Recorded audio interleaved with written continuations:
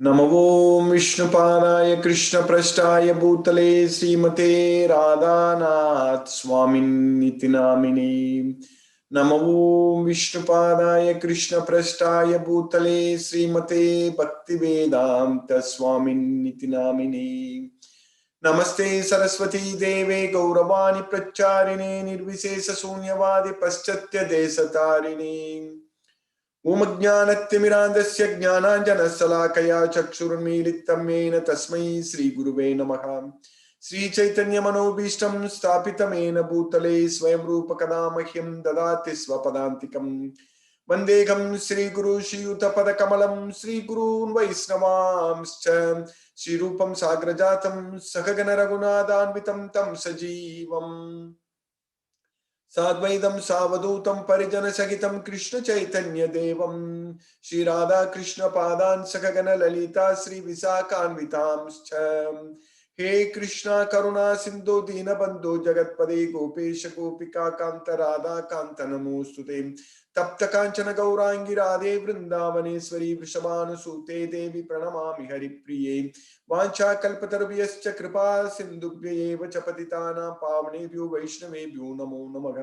श्री कृष्ण चैतन्य प्रभो नित्यानंद श्री अद्वैत गदाधर शिवासादि गौरभक्त वृंदा। हरे कृष्ण कृष्ण कृष्ण हरे हरे, हरे राम राम राम हरे हरे। ईश्वर परम कृष्ण सच्चिदानंद विग्रह अनादिरादिर् गोविंदा सर्व कारण कारणम।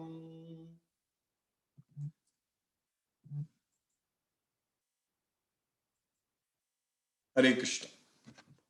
முழுமுதற் கடவுள் பகவான் ஸ்ரீகிருஷ்ணருடைய காரணமற்ற கருணையினால நம்மால் தினமும் தொடர்ந்து பகவத்கீதை படிக்க முடிகிறது. இந்த பகவத்கீதையிலே பகவான் ஸ்ரீகிருஷ்ணர் பாடிய இந்த பாடல், இந்த பகவத்கீதையிலே முழுமுதற் கடவுள் பகவான் ஸ்ரீகிருஷ்ணன் நம்ம எப்படி செயல்களை செய்ய வேண்டும் என்பதை பற்றி இப்போது தெளிவாக சொல்லிக் கொடுத்து கொண்டிருக்கிறார். மூன்றாவது அத்தியாயத்திலே, மூன்றாவது அத்தியாயம் கர்ம யோகம். யோகம் அப்படின்னா என்ன அப்படிங்கிறதுக்கான அர்த்தம் நமக்கு இரண்டாவது அத்தியாயத்திலேயே கிருஷ்ணர் தெளிவா சொல்லிட்டாரு. அது 2 முறை சொன்னாரு இரண்டாவது அத்தியாயத்துல. அதுக்கு அடுத்து நம்ம 6வது அத்தியாயத்திலும் யோகத்தை பத்தி இன்னும் ரொம்ப படிக்க போறோம். யோகம் அப்படிங்கிறது தியான யோகத்திலையும் படிப்போம்.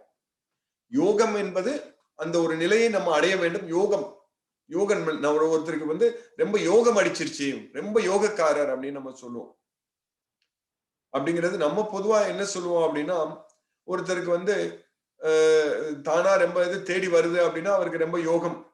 அவர் முயற்சியாமலே தானா ரொம்ப தேடி வருது அப்படின்னா அவருக்கு யோகம் அப்படின்னு நம்ம சொல்லுவோம். நினைச்சதெல்லாம் நடக்குது அப்படின்னா ரொம்ப யோகக்காரர், ரொம்ப அதிர்ஷ்டசாலி யோகக்காரர் அப்படின்னு நம்ம சொல்லுவோம். யோகம் அடிச்சிருக்கு அப்படின்னு. அதாவது இந்த பகவத்கீதை தான் யோகம்.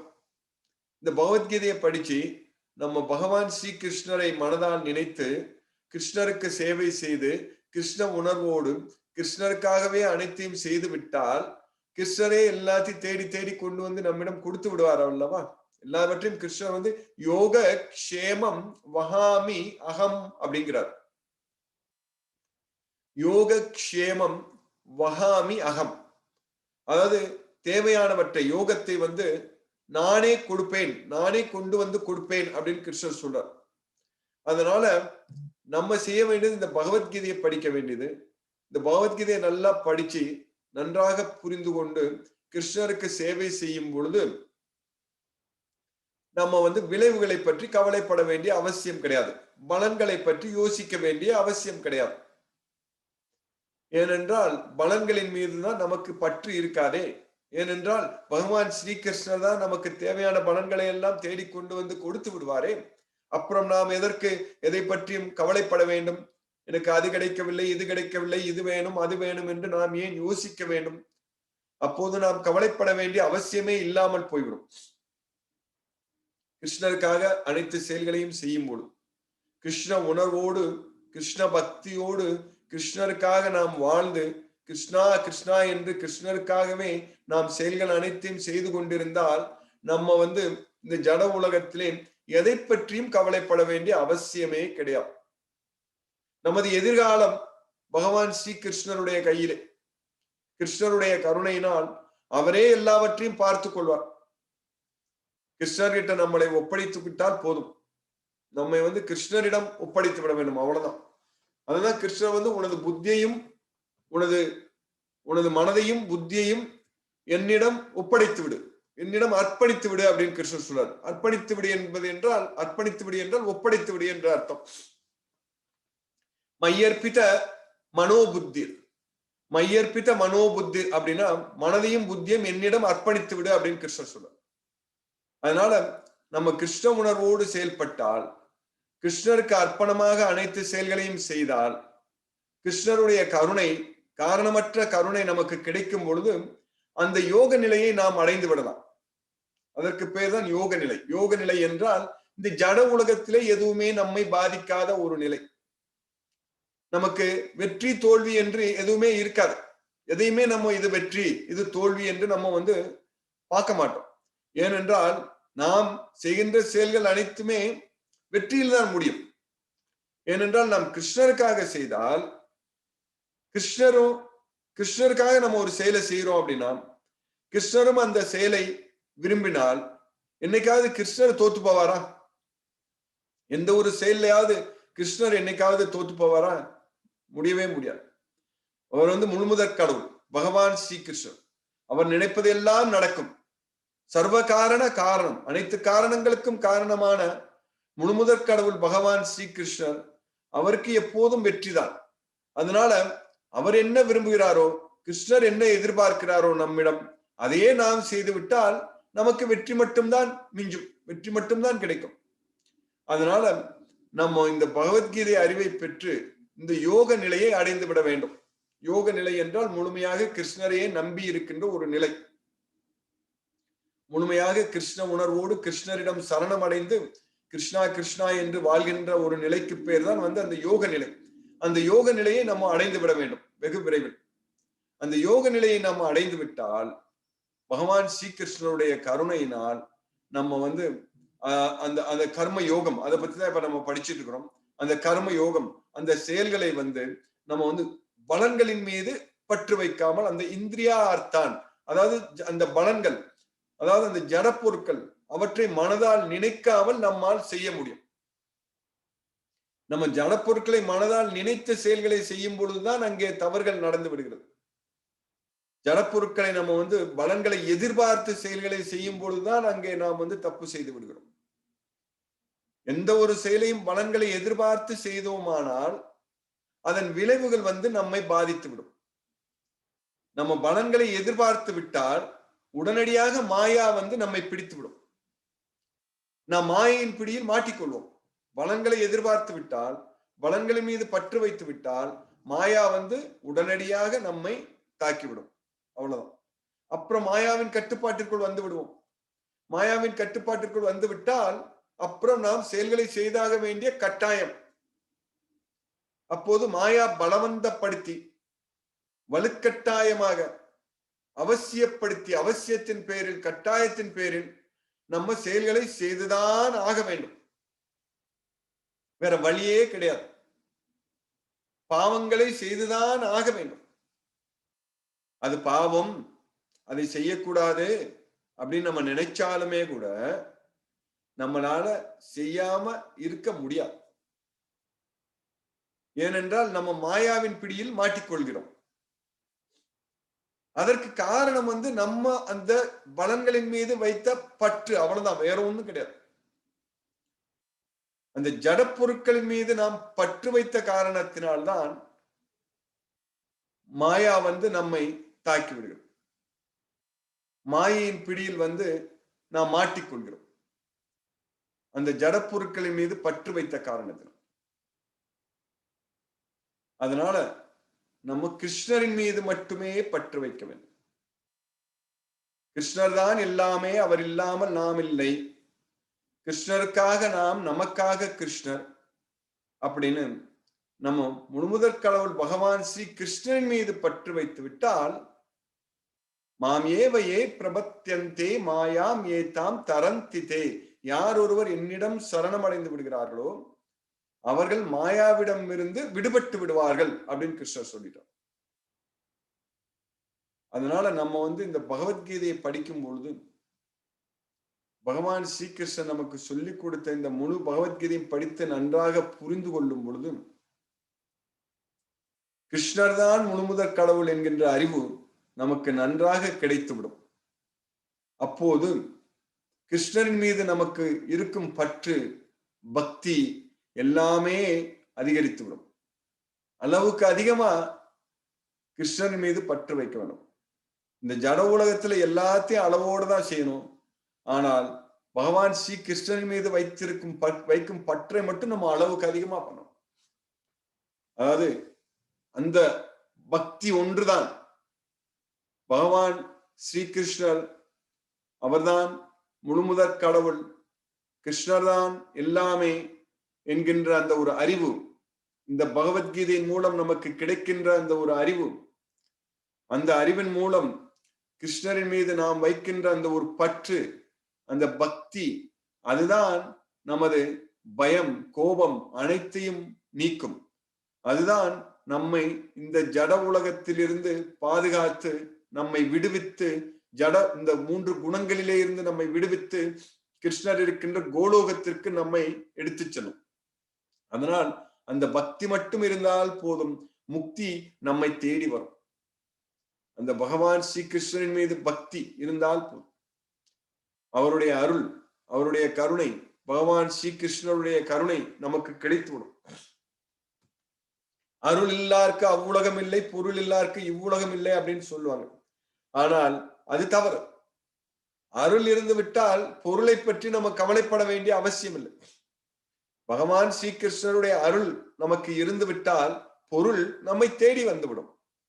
அதனால நம்ம சில பழமொழிகள் கற்றது கையளவு, கல்லாதது உலகளவு அப்படின்னு சொல்லுவோம். அதுவும் தவறு. காலம் பொன் போன்றது அப்படின்னு சொல்லுவாங்க, அதுவும் தவறு. காலம் பொன் போன்றது கிடையாது. ஏனென்றால் கிருஷ்ணர் கல்லையும் மண்ணையும் பொன்னையும் ஒன்னாகத்தான் பார்க்க சொல்கிறார். சம லோஸ்திராஸ்ம காஞ்சனக, லோஸ்திரா அஸ்மா காஞ்சனக, கல்லு, மண்ணு, தங்கம் எல்லாவற்றையும் ஒன்றாக பார்க்க வேண்டும்.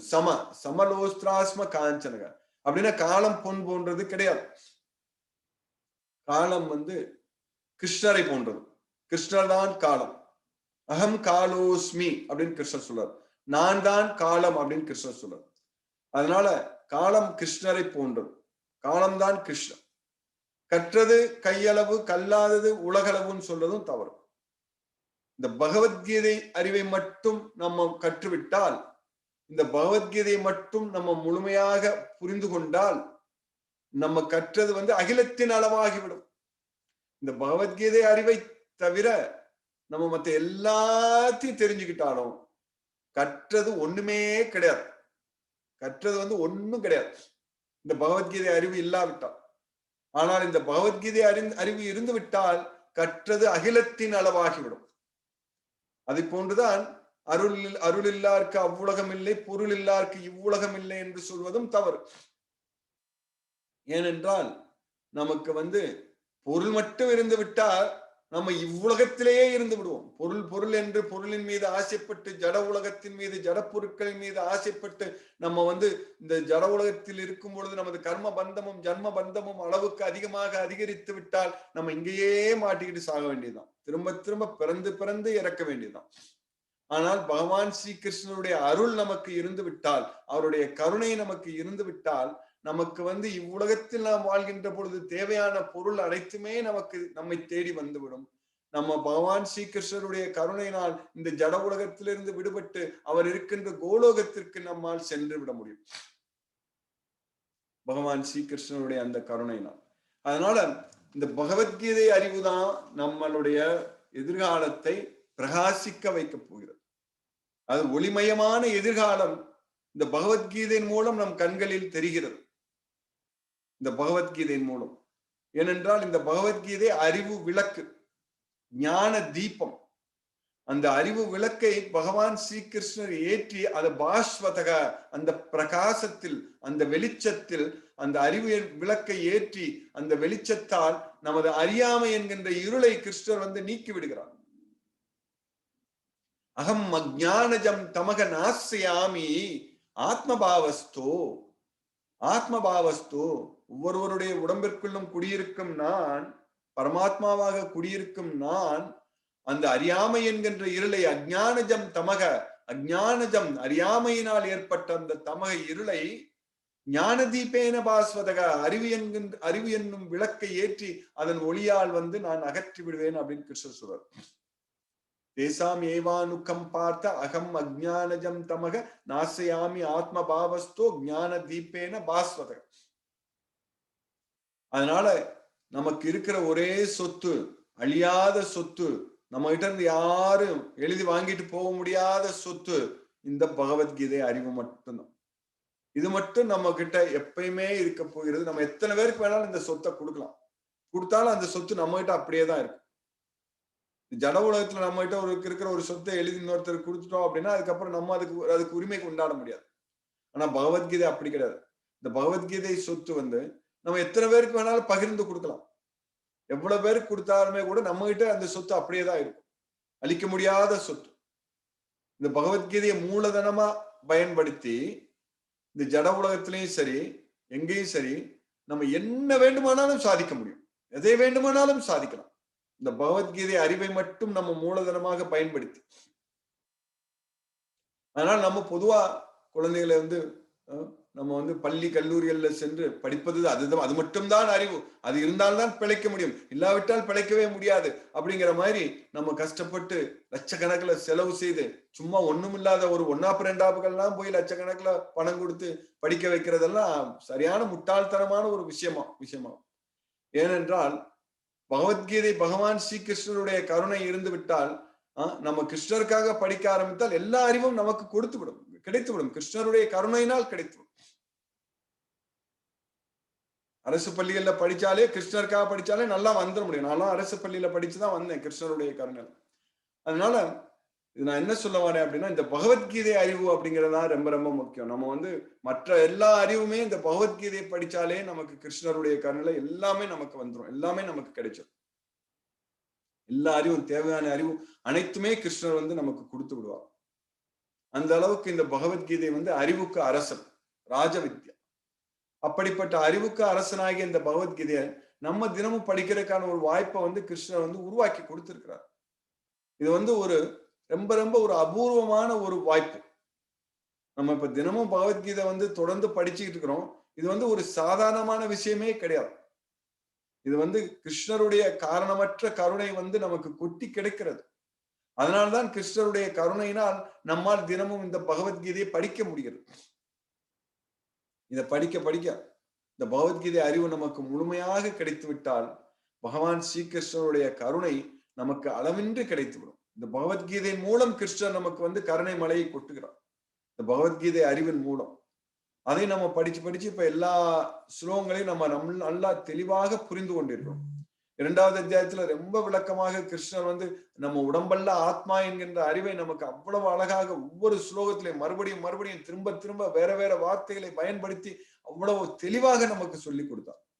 நம்ம உடம்பு கிடையாது, ஆத்மாதான், நம்ம உடம்பல்ல ஆத்மாதான் என்று. அது நம்ம மறுபடியும் படிச்சு அந்த நம்ம ஆத்மா என்கின்ற அந்த அறிவு நமக்கு இருக்க வேண்டும். நம்ம உடம்பு கிடையாது, நம்ம ஆத்மா அப்படிங்கிற அறிவு நமக்கு எப்பயுமே நம்ம கிட்ட இருக்கணும். அதான் ரொம்ப முக்கியம். ஆத்மா அறிவோடு நம்ம அனைத்தையும் செய்ய வேண்டும். ஆத்மா என்கின்ற உணர்வோடு, ஆத்மா அறிவோடு என்றால் ஆத்ம உணர்வோடு நம்ம அனைத்து செயல்களையும் செய்ய வேண்டும். ஆத்ம உணர்வோடு நம்ம செயல்களை செய்தால் நாம் செய்கின்ற செயல்கள் அது சரியான செயல்களாக இருக்கும். ஆத்ம அறிவு இல்லாமல் நம்ம இந்த உடம்பு என்கின்ற உணர்வோடு செய்கின்ற செயல்கள் அனைத்துமே முட்டாள்தனமான செயல்களாகத்தான் இருக்கும். நம்ம முழு முட்டாள்களாகத்தான். கிருஷ்ணருடைய பார்வையிலே விமுதா என்று கிருஷ்ணர் சொல்கிறார் அல்லவா, நம்ம முட்டாள்களாகத்தான் இருப்போம். அதுதான் கிருஷ்ணர் என்ன சொன்னார் அப்படின்னா, நம்ம 3வது அத்தியாயத்துல படிச்சோம். அதாவது கர்மேந்திரியாணி சம்யம்ய ய ஆஸ்தே மனசாஸ்மரன் இந்திரியார்த்தான் விமுதாத்மா மித்யாச்சாரக சௌச்சதே. 6வது ஸ்லோகத்துல நம்ம படிச்சோம். அது என்ன அப்படின்னா, கர்மேந்திரியாணி சம்யம்ய, நம்ம அந்த செயல்களை செய்யக்கூடிய அந்த செயல்கள் கர்மேந்திரியங்கள், அந்த கர்மேந்திரியங்களை நம்ம கட்டுப்படுத்தி, கர்மேந்திரியங்கள் அப்படின்னா என்னன்னு நான் ஒவ்வொரு நாளும் சொல்லிட்டே தான் இருக்கிறேன், அதை நம்ம மறந்துடவே கூடாது. அது ஞானேந்திரியங்கள், கர்மேந்திரியங்கள். 5 ஞானேந்திரியங்கள் அப்படின்னா அறிவை பெறும் புலன்கள். கர்மேந்திரியங்கள் அப்படின்னா செயல்களை செய்யும் புலன்கள், அது அறிவை பெறும் புலன்கள், செயல்களை செய்யும் புலன்கள். அதான் ஞானேந்திரியா கர்மேந்திரியா. அறிவை பெறும் புலன்கள் 5. அவை என்னவென்றால் கண்களால் பார்ப்பது, காதால் கேட்பது, மூக்கால் நுகர்வது, நாக்கால் ருசிப்பது, தோளால் தொடுவது. இந்த 5மே அறிவை பெறும் புலன்கள். செயல்களை செய்யும் புலன்கள் காலால் நடப்பது, கைகளால் வேலைகளை செய்வது, நம்ம வாயால் பேசுவது, அப்புறம் சிறுநீர் கழிக்கும் இடம், மலம் கழிக்கும் இடம், அவையும் அந்த கர்மேந்திரியங்கள், செயல்களை செய்யும் புலன்கள். இந்த 5மே. அதனால் கிருஷ்ணர் என்ன சொல்கிறார் என்றால், ஒருவர் அந்த கர்மேந்திரியங்களை கட்டுப்படுத்தி மனதால் ஜடப்பொருட்களையே நினைத்துக் கொண்டிருந்தால் அவர் ஒரு முட்டாள் என்று கிருஷ்ணர் சொல்கிறார். கர்மேந்திரியாணி சம்யம்ய ய ஆஸ்தே மனசாஸ்மரன் இந்திரியார்த்தான் விமூதாத்மா, முட்டாள். வித்யாச்சாரக ச உச்சதே, அவர் ஏமாற்றுகிறார் என்று அர்த்தம், நடிக்கிறார், அவ்வளவு. உண்மையில நம்ம என்ன செய்யணும் அப்படிங்கிறத அடுத்த ஸ்லோகத்துல கிருஷ்ணர் ரொம்ப தெளிவா சொன்னாரு. அதை பத்தி நம்ம படிச்சோம். அதாவது நேற்று படிச்சோம். 7வது ஸ்லோகத்துல 3வது அத்தியாயத்துல கிருஷ்ணர் என்ன சொன்னாரு அப்படின்னா, யஸ்விந்திரியாணி மனசா நியம்யாரபதேர்ஜுனா கர்மேந்திரியைஹி கர்மயோகம் அசக்தஹ சவிசிஷ்யதே. யஸ்விந்திரியாணி மனசா, அந்த இந்திரியங்களை மனதால், மனசா அப்படின்னா மனதால், யஸ்விந்திரியாணி மனசா நியம்ய ஆரபதே அர்ஜுனா, கட்டுப்படுத்த வேண்டும் அர்ஜுனா. எதை? அந்த இந்திரியங்களை, புலன்களை, நமது புலன்களை, நமது கர்மேந்திரியங்களை நம்ம மனதால் கட்டுப்படுத்த வேண்டும். அதான் ரொம்ப முக்கியம். யஸ்விந்திரியாணி மனசா நியம்ய ஆரபதே அர்ஜுனா கர்மேந்திரியைஹி கர்மயோகம் அசக்தக சவிசிஷ்யதே. அப்படி நமது இந்திரியங்களை மனதால் கட்டுப்படுத்தி, மனதால் ஜட பொருட்களை நினைக்க கூடாது, மனதால் புலன்களை அடக்க வேண்டும். அது எப்ப முடியும்? மனதால் கிருஷ்ணரையே நினைத்துக் கொண்டிருக்கும் போது மட்டும்தான் இது சாத்தியமாகும். அதாவது மனதால் மனசாஸ்மரன் இந்திரிய ஆர்த்தான், அது அப்படி இருந்து அப்படி செய்தால் அது ஒரு முட்டாள்தனம், முட்டாள், விமூதாத்மா. ஆனால் மனசாஸ்மரன் கிருஷ்ணா, மனசாஸ்மரன் கிருஷ்ணா புத்திமான், பக்திமான்.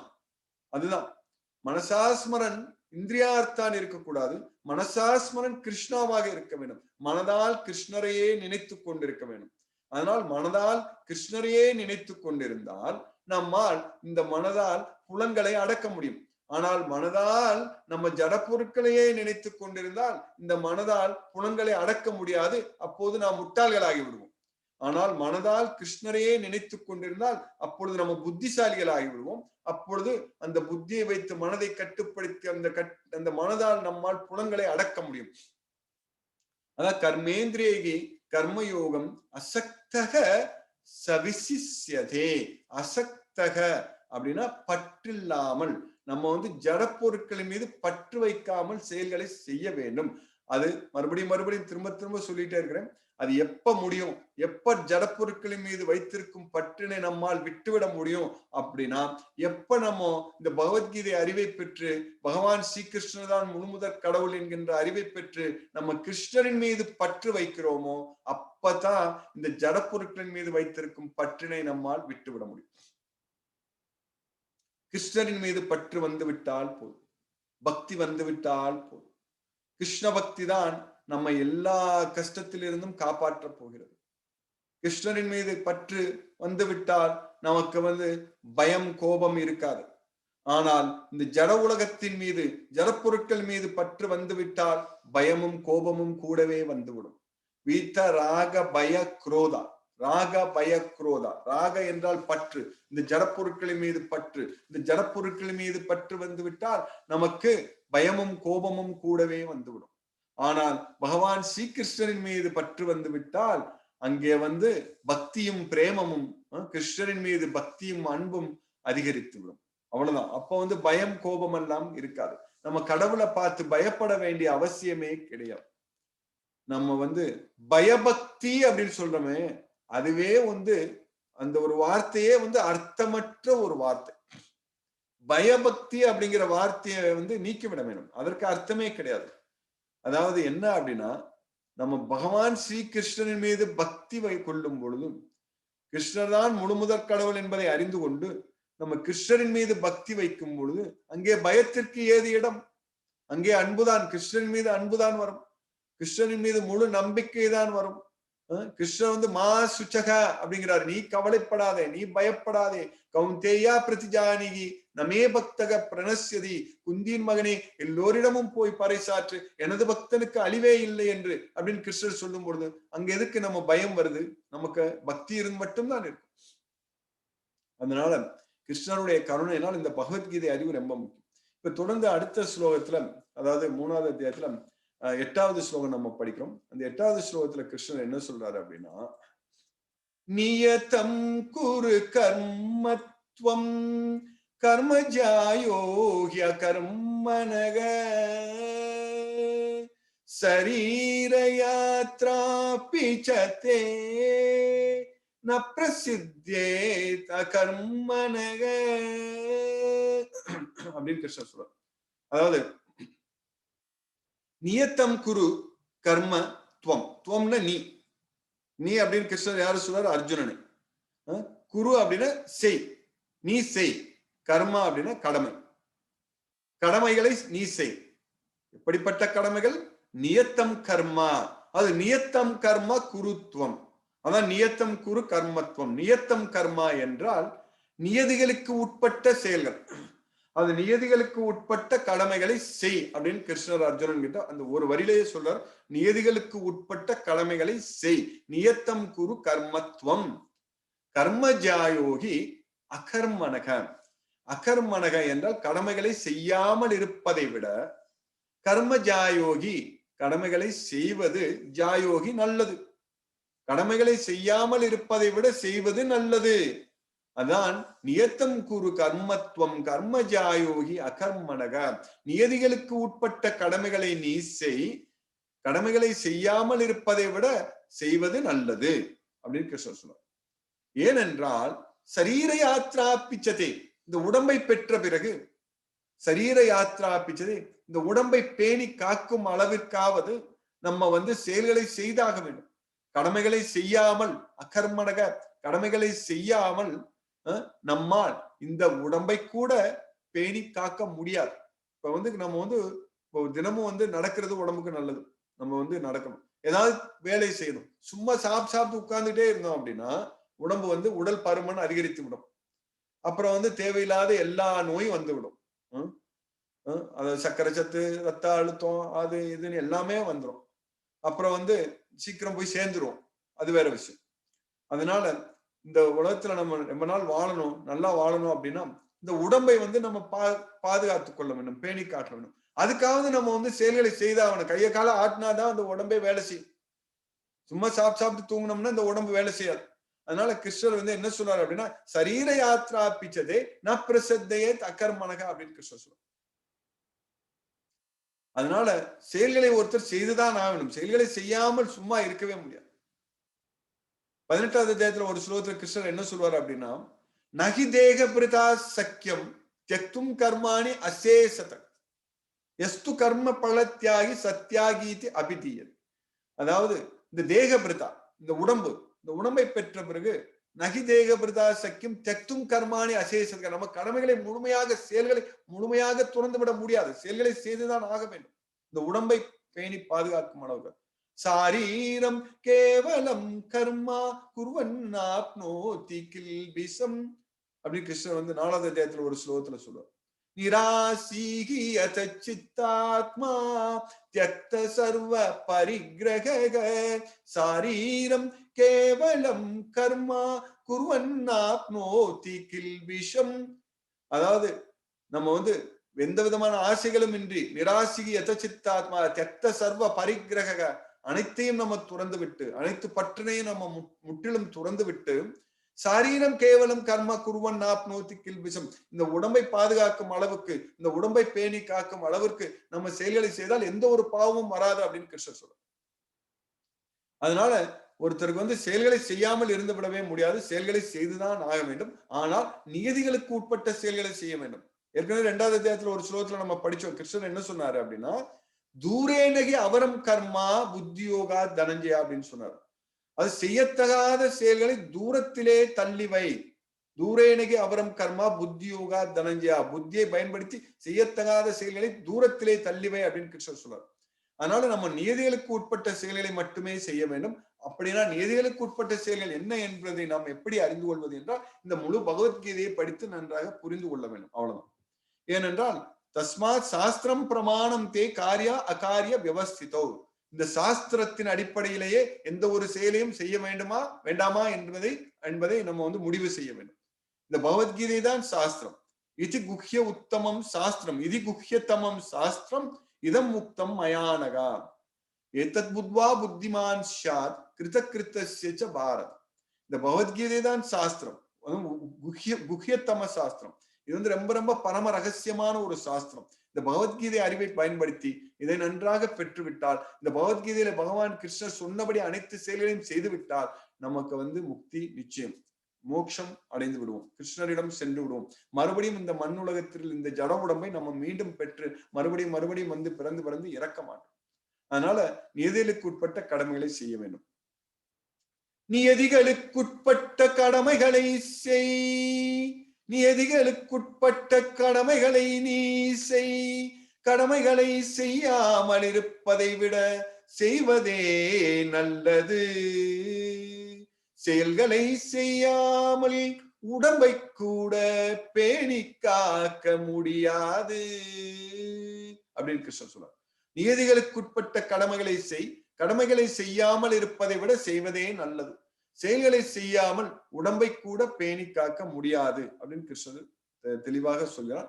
நம்ம முழுமுதற் கடவுள் பகவான் ஸ்ரீகிருஷ்ணனுடைய கருணையில இன்னைக்கு வெற்றிகரமா 3வது அத்தியாயத்துல நம்ம 8வது ஸ்லோகத்தை படிச்சு முடிச்சுக்கிறோம். மேலும் தொடர்ந்து கிருஷ்ணர் என்ன சொல்றாரு அப்படிங்கறத நாளைக்கு படிக்கலாம். ஹரே கிருஷ்ணா.